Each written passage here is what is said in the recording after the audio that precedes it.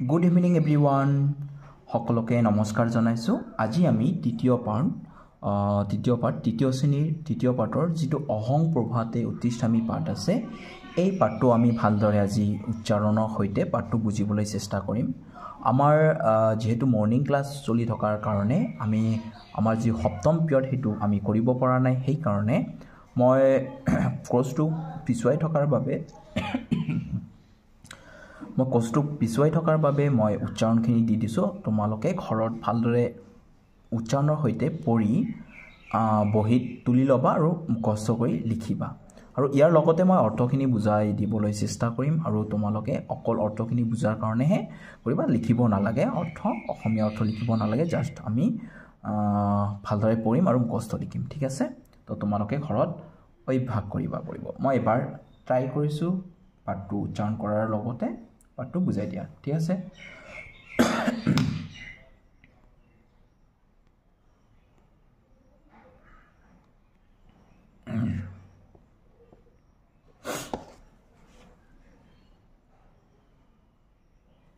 ঠিক আছে, আমি আৰম্ভ কৰিছো। পাঠৰ নাম আৰু এবাৰ কৈ দিছো, অহং প্ৰভাতে উত্তিষ্ঠামি। অহং প্ৰভাতে উত্তিষ্ঠামি মানে কি? অহং মানে মই, প্ৰভাতে উত্তিষ্ঠামি অৰ্থাৎ মই ৰাতিপুৱা উঠো, ঠিক আছে?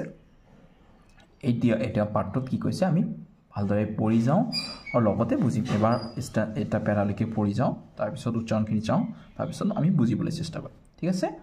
কি কৈছে? অহং প্ৰভাতে উত্তিষ্ঠামি মাতা পিতৰৌ প্ৰণমামি দেৱান ভক্ত বৰেণ্যান নত্বা পঠনে মতিং বিধাস্যামি। অৰ্থাৎ এতিয়া বুজিম, চোৱা কি কৈছে। আৰু প্ৰথম লাইনটো নামটোৰে আৰু এটা লাইন দিছে যে অহং প্ৰভাতে উত্তিষ্ঠামি, অৰ্থাৎ মই ৰাতিপুৱা কি কৰোঁ? ৰাতিপুৱাতে উঠো, ঠিক আছে? তাৰপিছত কৈছে মাতা পিতৰৌ প্ৰণমামি। তাৰপিছত কৈছে মাতা মানে মা, আৰু পিতৰৌ অৰ্থাৎ মা আৰু দেউতা, হয় না? মা আৰু দেউতা বা মা দেউতাক প্ৰথমতে বা আগতে কি কৰক? প্ৰণাম কৰক। দেৱান ভক্ত বৰেণ্যান নত্বা পঠনে মতিং বিধাস্যামি।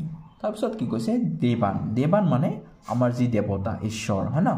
দেৱান ভক্ত বৰেণ্যান নত্বা অৰ্থাৎ শ্ৰেষ্ঠ যিসকল দেৱতা সেই দেৱতাক কি কৰোঁ? প্ৰণাম কৰি পঠনে মতিং বিধাস্যামি। তাৰপিছত মই কি কৰোঁ?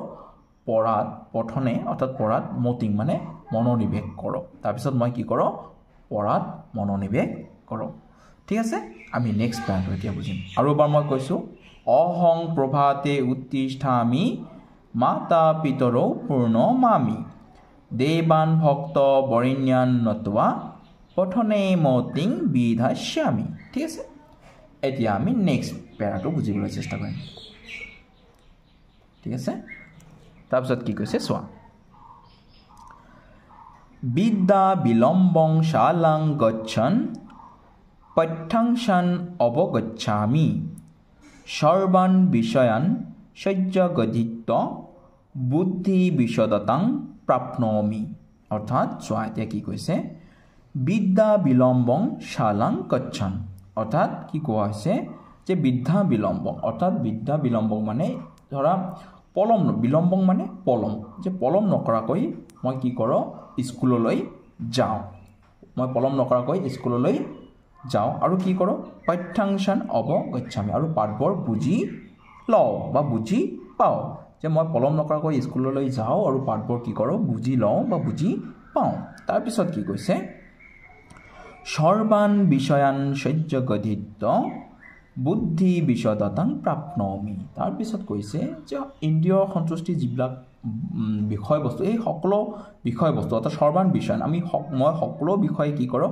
সহ্যগঠিত বস্তুবোৰ অধ্যয়ন কৰি, সকলো বিষয়বস্তু অধ্যয়ন কৰি বুদ্ধি বিশদতাং প্ৰাপ্নোমি, অৰ্থাৎ স্পষ্ট যি বুদ্ধিমত্তা সেই বুদ্ধিমত্তা লাভ কৰোঁ বা কৰিছোঁ, ঠিক আছে? তাৰপিছত কি কৈছে? নেক্সট পেৰাটো হা, শিষ্টাচাৰান সাধু বিচাৰান বুদ্ধি কৰান আকলয়ামি বিদ্যা যস্যাচাৰ বিচাৰৈ সৰ্বশ্ৰেষ্ঠতাং বিন্দামি।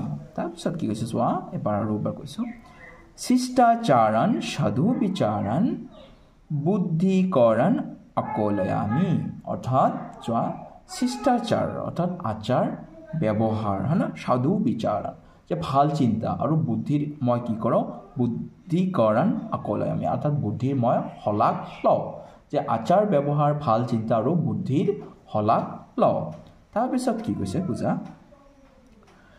বিদ্যা যস্য চাৰো বিচাৰৈ সৰ্বশ্ৰেষ্ঠতাং বিন্দামি অৰ্থাৎ যে বিদ্যা অৰ্থাৎ জ্ঞান ত্যাগ আৰু আচৰণ যি এইকাৰণে কৈছে চাৰো বিচাৰৈ অৰ্থাৎ জ্ঞান ত্যাগ আচৰণ আৰু চিন্তা মই কি কৰোঁ সৰ্বশ্ৰেষ্ঠতা অৰ্থাৎ সৰ্বোচ্চ যি শ্ৰেষ্ঠতা সেই শ্ৰেষ্ঠতা মই কি কৰোঁ লাভ কৰোঁ সেইকাৰণে কৈছে বিদ্যা যস্য চাৰো বিচাৰৈ সৰ্বশ্ৰেষ্ঠতাং বিন্দামি অৰ্থাৎ জ্ঞান ত্যাগ আচৰণ আৰু চিন্তাত মই সৰ্বোচ্চ কি কৰোঁ শ্ৰেষ্ঠতা লাভ কৰোঁ ঠিক আছে আশা কৰোঁ বুজি পাইছে তথাপিও মই আৰু এবাৰ উচ্চাৰণটো কৰি দিছোঁ অকল এতিয়া নুবুজিম এতিয়া খালি অকল উচ্চাৰণটো হৈ যাম অসমীয়া অৰ্থখিনি তোমালোকে এবাৰতে বুজি ল'বা আৰু এতিয়া মই এবাৰ